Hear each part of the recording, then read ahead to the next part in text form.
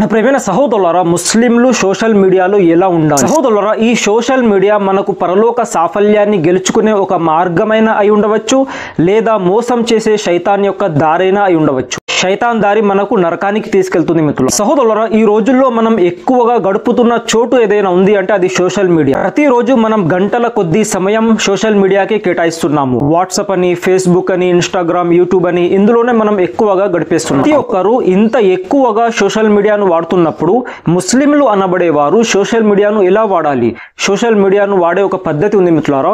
ఇది మీరు అనుసరిస్తే కనుక ఈ సోషల్ మీడియా ద్వారా కూడా మీకు పుణ్యం లభిస్తూ ఉంటుంది. అయితే ఆ పద్ధతి ఏమిటి అనేది ఇవాల్టి వీడియోలో తెలుసుకుందాం. వీడియో కంప్లీట్ చూడండి. ద్వారా మనం సోషల్ మీడియాను వాడే ముందు మన నియత్ సరి చేసుకోవాలండి.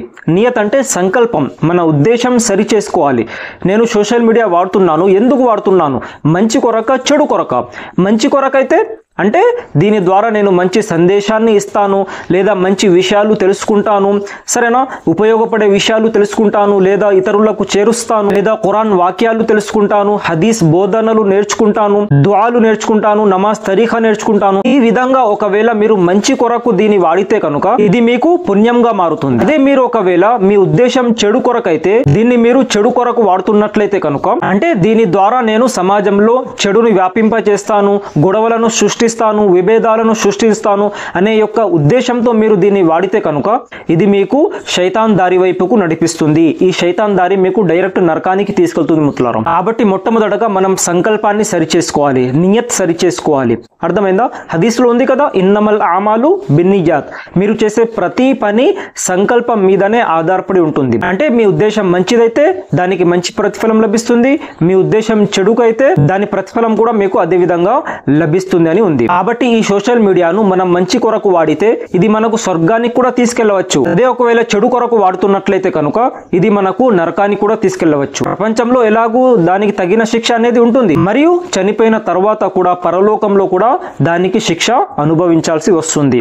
అర్థమైంది? మరియు రెండో విషయం ఏమిటి అంటే సోషల్ మీడియాను వాడే ముందు హయాతో ఉండాలండి. అంటే సిగ్గు, లజ్జ అనేవి ఉండాలి. ఇది తిట్టు కాదు, మీరు తిట్టు అనుకునేవారు.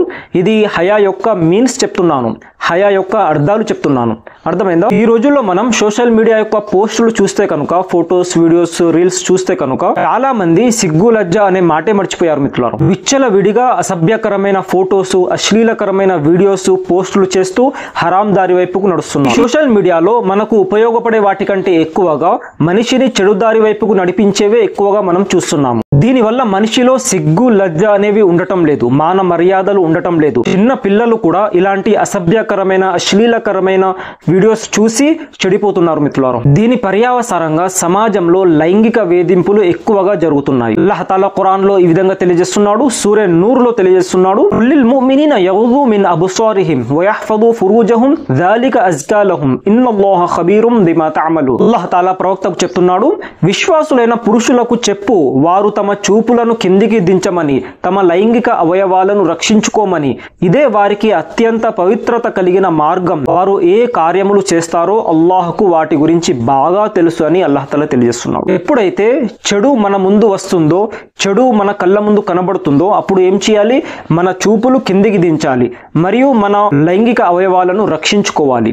అర్థమైంది? మరియు దాని తర్వాత ఆయత్లో అల్లాహ్ తాలా స్త్రీలకు కూడా చెప్తున్నాడు, మగవారికే కాదు స్త్రీలకు కూడా చెప్తున్నాడు, మరియు విశ్వాసమున్న స్త్రీలకు చెప్పుము, వారు తమ చూపులను కిందికి దించమని, మరియు లైంగిక అవయవాలను రక్షించుకోమని, మరియు వారు తమ అలంకారాన్ని ప్రదర్శించకూడదని. ఇటు స్త్రీలకు, పురుషులకు ఇద్దరికి కలిపి చెప్తున్నాడు, మీరు చూపులను కిందికి దించమని. ఎప్పుడైతే చెడు మన ముందు కనబడుతుందో అప్పుడు మన చూపులు కిందికి దించాలి, మరియు లైంగిక అవయవాలను రక్షించుకోమని అల్లాహ్ తాలా తెలియజేస్తున్నాడు. ఈ రెండు ఆయతులు మనిషి యొక్క అంతర్గత శుద్ధత మరియు శరీరాన్ని గౌరవించడం మరియు సమాజంలో నైతిక ప్రమాణాల కాపాడడాన్ని ప్రోత్సహిస్తాయి మిత్రులారా. కాబట్టి ఇలాంటి అసభ్యకరమైన, అశ్లీలకరమైన వాటి నుండి ప్రతి ఒక్కరూ దూరంగా ఉండాలి. ఇలాంటి చెడు వాటిని షేర్ చేస్తూ ఎంతో మంది అమ్మాయిల జీవితం నాశనం అయ్యాయి మిత్రులారా. ఫ్రెండ్స్ అని ఎంతో మందికి పంపిస్తూ ఉంటారు, ఫోటోలు, వీడియోస్ పంపిస్తూ ఉంటారు. వారు ఏం చేస్తారు? మిస్యూజ్ చేస్తూ ఉంటారు, బ్లాక్మెయిల్ చేస్తూ ఉంటారు. దీనివల్ల సమాజంలో ఎంతో మంది అమ్మాయిల జీవితాలు నాశనం అవుతున్నాయి. అర్థమైందా? కాబట్టి వీటి నుండి ప్రతి ఒక్కరూ దూరంగా ఉండాలి. అంటే హయా కాపాడుకోవాలి, సిగ్గు లజ్జ అనేది కాపాడుకోవాలి, ప్రతి ఒక్కరూ కాపాడుకోవాలి. మరియు మూడో విషయం ఏమిటి అంటే ఇతరులపై నిందలు మోపడం. సహోదరులారా, నిందలు మోపేవారు సోషల్ మీడియాలో ఎక్కువగా కనిపిస్తూ ఉంటారు. ఎక్కడైనా ఏదైనా జరిగిందనుకోండి, ముందు దాన్ని పరిశీలించాలి. అది ఎందుకు జరిగింది, దీనికి గల కారణాలు ఏమిటి, పూర్తి వివరాలు సేకరించిన తరువాతనే మనం వారి గురించి మాట్లాడాలి. అంతే తప్ప ఏది తెలుసుకోకుండా వారిపై బ్లేమ్ చేయడం ఇది చాలా ఘోరమైన పాపం మిత్రులారా. మనం ఏదైతే చేస్తున్నామో అది ఆన్లైన్లో కానివ్వండి లేదా ఆఫ్లైన్లో కానివ్వండి, అది సోషల్ మీడియాలో కానివ్వండి లేదా మనం బయట ఏం చేసినా కూడా దైవదూతలు రాస్తున్నారు. మంచి చెడు ప్రతి ఒక్కటి రాయడం జరుగుతుంది, దైవదూతలు రాస్తున్నారు. అర్థమైందా? దీనికి మనం పరలోకంలో జవాబు చెప్పవలసి వస్తుంది. సోషల్ మీడియానే కదా ఇందులో ఎవరు చూస్తున్నారంటే అలా కాదు, అందులో కూడా ప్రతి ఒక్కటి కూడా రాయడం జరుగుతుంది, దూతలు రాస్తున్నారు. కాబట్టి ఈ పనులకు కూడా మనం దూరంగా ఉండాలి. మరియు నాలుగో విషయం ఏమిటి అంటే విభేదాలను సృష్టించకూడదు. ఇది సోషల్ మీడియాలో ఎక్కువగా నడుస్తూ ఉంటాయి. సోషల్ మీడియాలో ఇలాంటి కాంట్రవర్సీ ఎక్కువగా నడుస్తూ ఉంటాయి. ముఖ్యంగా హిందూ ముస్లిం ఎవరైనా ఫేమస్ అవ్వాలి అంటే వాళ్ళు ఈ కాంట్రవర్సీ తీయాలి. హిందూ ముస్లిం అనేది తీస్తే కనుక తొందరగా ఫేమస్ అవుతారు. ఇప్పుడు ఎక్కువగా ఇలాంటివే జరుగుతున్నాయి. చాలా మంది మతాల మధ్య చిచ్చు పెట్టేవారు ఎక్కువగా పుడుతున్నారు. ఇలాంటి కాంట్రవర్సీ వీడియోస్ చూడకూడదు. దీనివల్ల సమాజంలో చెడు వ్యాప్తి చెందుతుంది. అర్థమైంది? మరియు మన ముస్లిం సమాజంలో కూడా చాలా మంది ఇలాంటివే కాంట్రవర్సీ క్రియేట్ చేస్తూ ఉంటారు. ఇద్దరి జమాత్ల మధ్య లేదా ఇద్దరి ఇమాంల మధ్య కాంట్రవర్సీ క్రియేట్ చేస్తూ ఉంటారు. హదీస్ ను నమ్మేవారు అంటారు ఖురాన్ లో అలా ఉందని, ఖురాన్ ను నమ్మేవారు అంటారు హదీస్ లో ఇలా ఉందని. ఇవే మన ముస్లిం సమాజంలో ఎక్కువగా నడుస్తున్నాయి మిత్రులు. కొందరైతే వేరు మస్జిద్లు కూడా కట్టుకుంటున్నారు.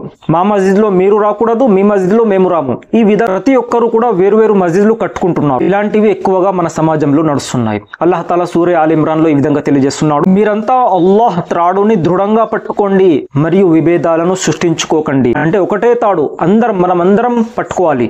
ఇస్లాం ఒక్కటే, మనమందరం కూడా దాన్ని పట్టుకోవాలి. అందరూ వేరు కాదు, అందరూ సమానులే. ప్రతి ఒక్కరూ కూడా అల్లాహ్ యొక్క త్రాడును గట్టిగా పట్టుకోండి అని అల్లాహ్ తాలా చెప్తున్నాడు. మరియు విభేదాలు సృష్టించుకోకండి అని చెప్తున్నాడు. అల్లాహ్ తాలా ఖురాన్ లో ఈ విధంగా తెలియజేస్తున్నాడు సూరే హుజురాత్ లో, ఓ విశ్వాసులారా, మీరు ఒకరినొకరు నిందించుకోకండి. మీలో ఎవరైనా తన మరణించిన సోదరుడి మాంసాన్ని తినడానికి ఇష్టపడతారా, మీరు దాన్ని అసహించుకుంటారు. అల్లాహ్కు భయపడండి అని అల్లాహ్ తాలా తెలియజేస్తున్నాడు. చూడండి, నింద యొక్క పాపం దేనికి సమానం? మరణించిన సోదరుడి మాంసం తినడానితో సమానమని ఇక్కడ చెప్పడం జరిగింది. మనం చనిపోయిన వారి మృతదేహాన్ని తినడానికి ఇష్టపడతామా? మనం అసహించుకుంటాం కదా, చీచి గలీజ్ అని.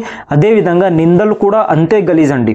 అర్థమైందా? నిందలు మోపడం కూడా దానితో సమానమే అని ఇక్కడ చెప్పడం జరిగింది. మరియు హదీస్ లో ఈ విధంగా తెలియజేయడం జరిగింది, ఎవరైతే అల్లాహ్ మరియు ప్రళయ దినంపై విశ్వాసం ఉంచుతాడో అతడు మంచిగా మాట్లాడాలి లేదా నిశ్శబ్దంగా ఉండాలి అని ఉంది. ఒకవేళ తెలిస్తే మంచిగా మాట్లాడాలి, తెలియకపోతే నిశ్శబ్దంగా ఉండాలని చెప్పడం జరిగింది. కాబట్టి ఈ 4 విషయాలు ప్రతి ఒక్క ముస్లిం సహోదరుడు సోషల్ మీడియాను వాడే ముందు గమనించాలి. ఈ సోషల్ మీడియాను పరిశుభ్రంగా వాడండి, ఈ సోషల్ మీడియాను మంచి ఉద్దేశంతో వాడండి. అప్పుడే మీకు దీని ద్వారా కూడా పుణ్యం అనేది లభిస్తూనే ఉంటుంది. అర్థమైందా సహోదరులారా? నేను చెప్పింది మీకు అర్థం అయింది అని అనుకుంటున్నాను. ఈ వీడియో వేరే వారికి కూడా షేర్ చేయండి. అస్సలాము అలైకుం వరహ్మతుల్లాహి వబరకాతుహు.